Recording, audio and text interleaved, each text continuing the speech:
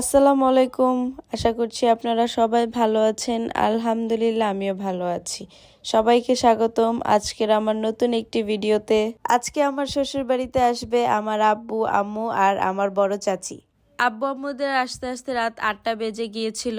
আব্বু আম্মুদের ট্রেন ছিল 3:38-এ আর ট্রেন আসতে প্রায় 1 ঘন্টা লেট করেছে। তারপর রেল স্টেশন থেকে সিএনজি নিয়ে বাসায় চলে এসেছে। আব্বু আম্মু আসার 2 দিন আগে এসেছি আমি আমার শ্বশুর বাড়িতে। আব্বু নিয়ে এসেছিল মিষ্টি, ফল। এত দূর থেকে এসেছে তাই সবাই মিলে এখানে ঠান্ডা 7 আপ খাচ্ছিল। Ja, Frechado.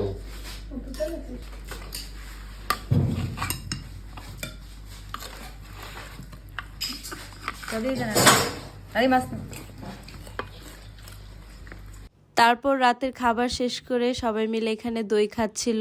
এই দইটা বাড়িতে বানানো হয়েছে, বড় ভাবি বানিয়েছে এই দইটা। বাড়িতে বানানো দইয়ের স্বাদটাই থাকে অন্যরকম।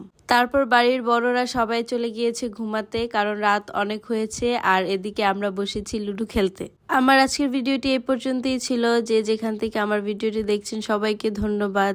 আর আমার ভিডিওটি ভালো লাগলে please like, comment and share করে দিবেন। আল্লাহ হাফেজ।